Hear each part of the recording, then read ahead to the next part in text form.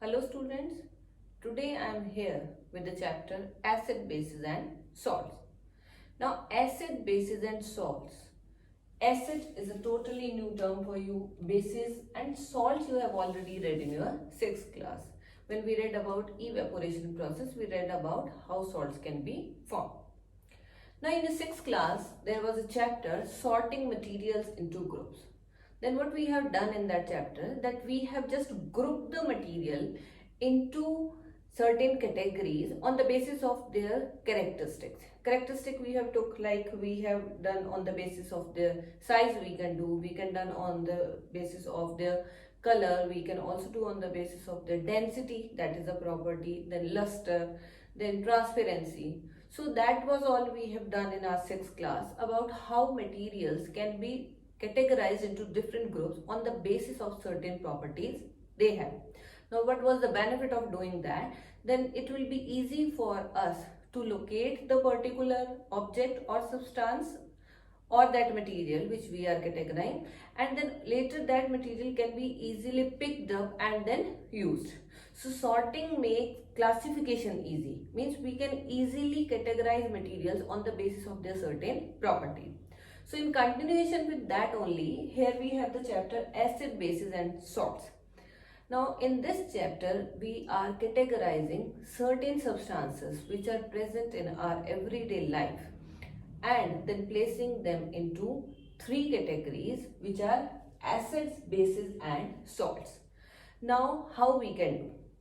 The first thing we can do is by tasting. Tasting is considered as one of the best way to just categorize the material if it is edible. Edible material can be categorized by tasting, but all the materials are not edible. So I'll let you know that how we can categorize those materials which are not edible. Now first there is a table given on your first page of NCERT, and in that table there are 2 columns. One is for substance and second is for taste. Taste, in the bracket of taste it is written either the substance is sour or the substance is bitter or is having any other taste. Now when you read your 2nd chapter about the tongue, then you have read about 4 tastes.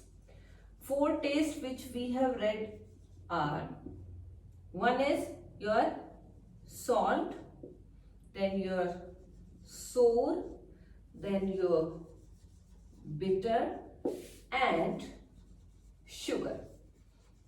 It means our tongue has the ability to test all these 4 different tastes because it has taste buds at different locations on the tongue.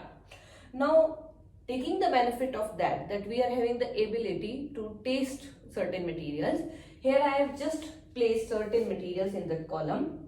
Now, first one is lemon juice.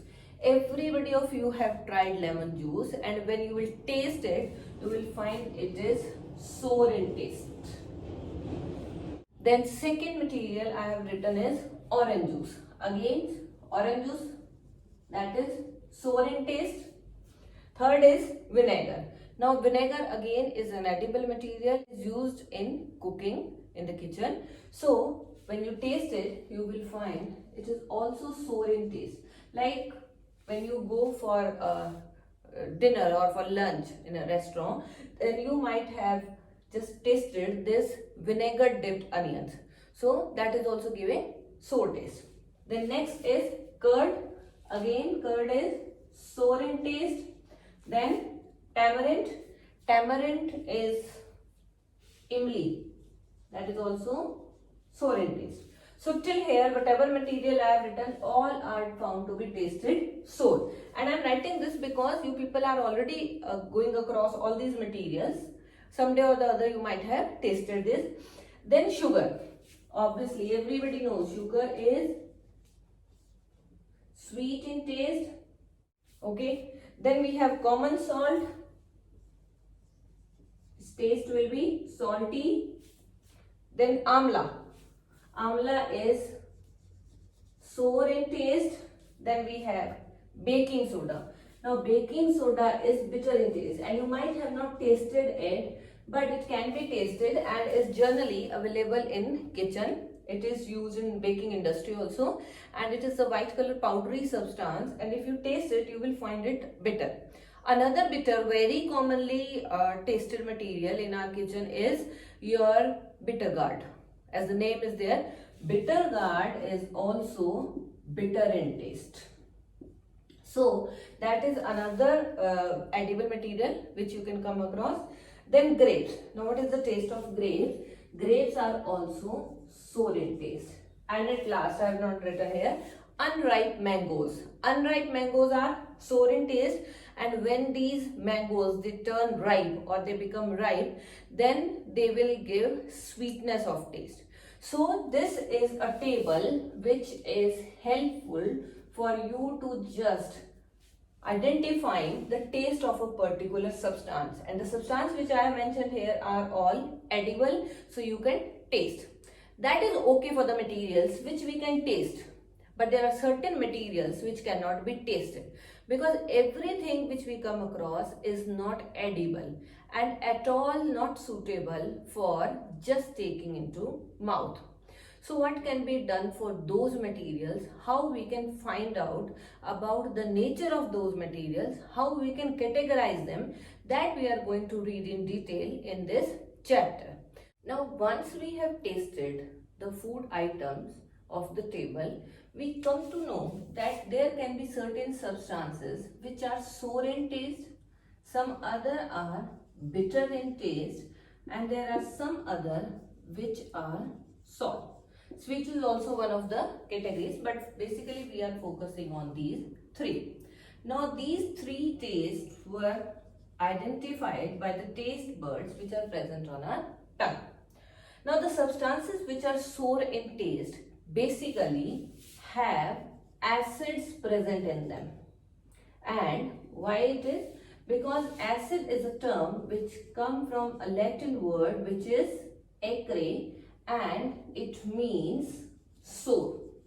So the substances which when we have tasted come out to be sour, they were actually made up of acids, and this term has come from the Latin word acre, which means sour. There were other substances which were bitter in taste, like baking soda was bitter in taste. So those substances which are bitter in taste are actually bases, and they are kept in the category of bases. Now B for bitter and B for bases, that you can keep in mind that the bitter taste comes for the bases. And third one is the salty taste. So that are of different category, which are salts and which we use in everyday life. So these are the three categories which we get after tasting a particular food material. But that I have again told you that each and every substance is not edible. We are not supposed to taste every material, and you can also read the caution given on your first page that do not taste every material, because some materials can be harmful for your health also. So if we cannot taste every material, we should have some other way by which we can find out whether the particular material is acid or base. So that another thing can be touch. Now touch again is a problem. We cannot touch each and every material, especially when we talk about the chemicals or substances which are present in laboratory. They can be harmful on touching. So that also we have to take care that we should not touch any substance until it is not advised to do so. Now touching, when we do, we will find that all the materials will not have the same touch. They will also found to be different.